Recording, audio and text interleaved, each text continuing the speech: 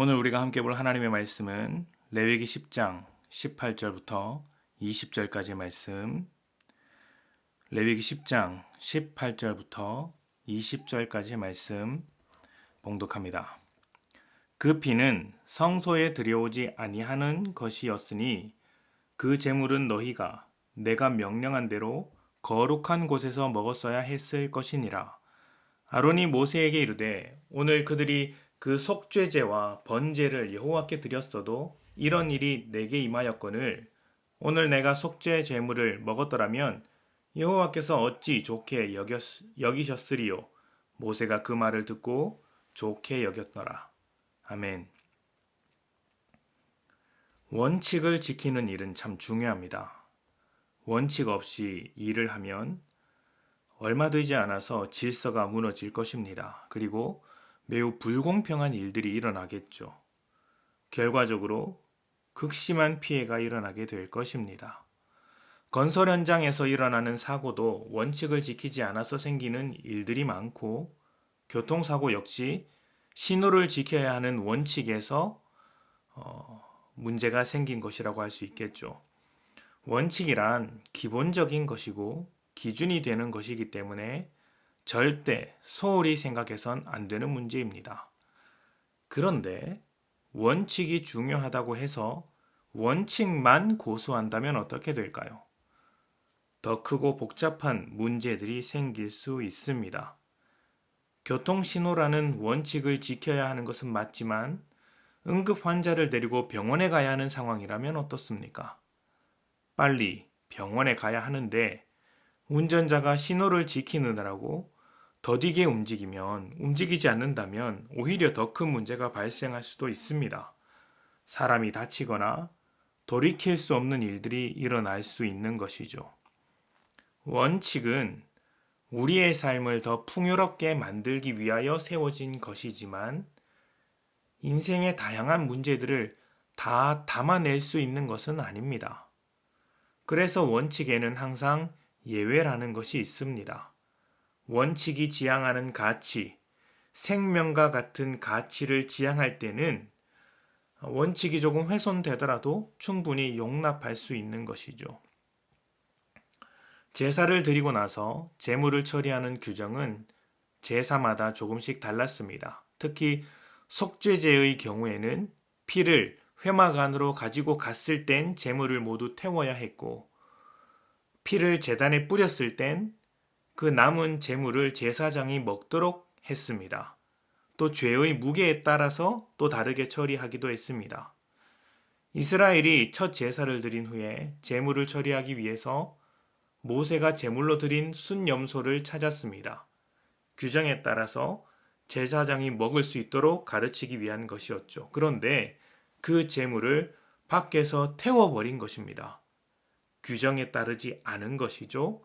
이 때문에 모세가 아론의 두 아들에게 굉장히 분노합니다.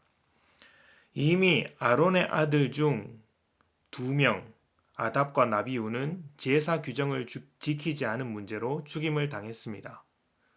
그런데 이번에 또 2명의 아들이 규정을 어긴 것입니다.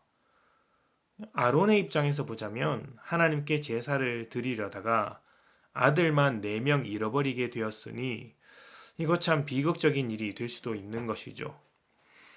이러한 일을 앞두고 아론이 말을 꺼냅니다.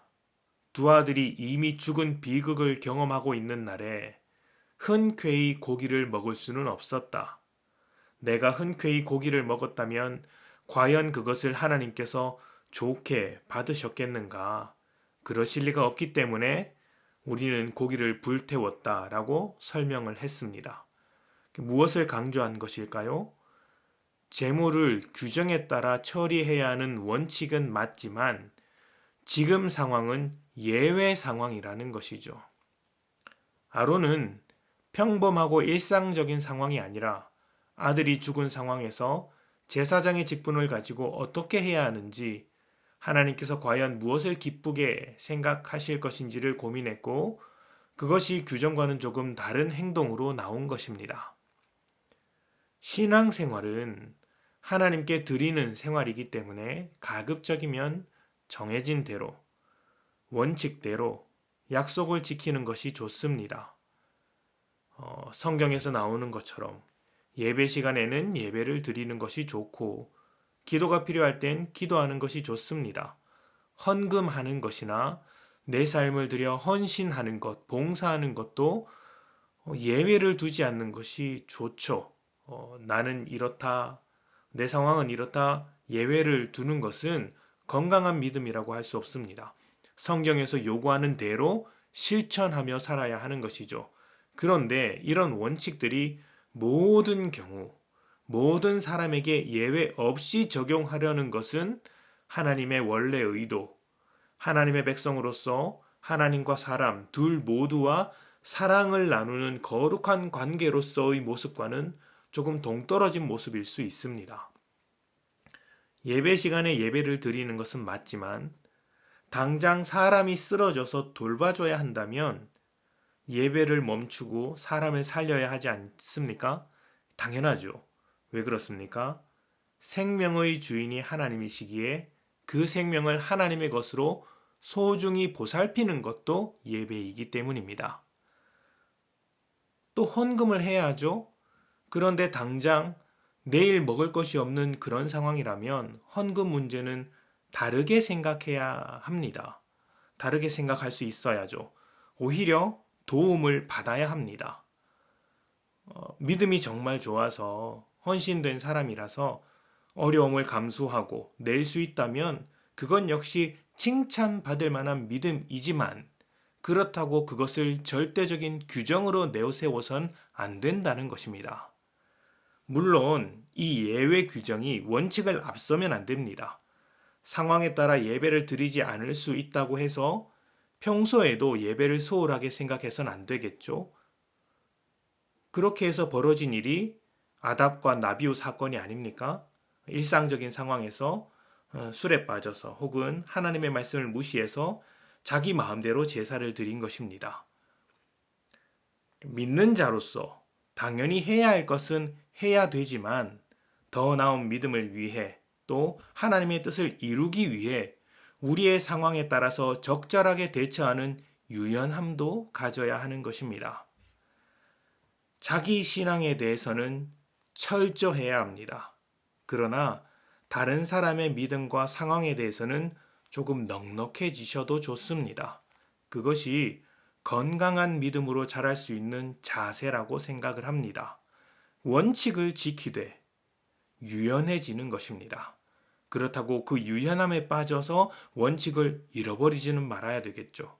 중요한 것은 어떤 상황이든 하나님의 뜻을 향해 최선을 다하는 것입니다.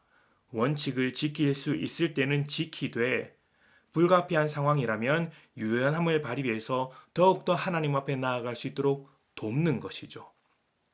원칙 있는 믿음과 유연한 태도 둘 모두를 가지고 하나님 앞에 정직하게 살아가기를 애쓰는 여러분들이 되셨으면 좋겠습니다.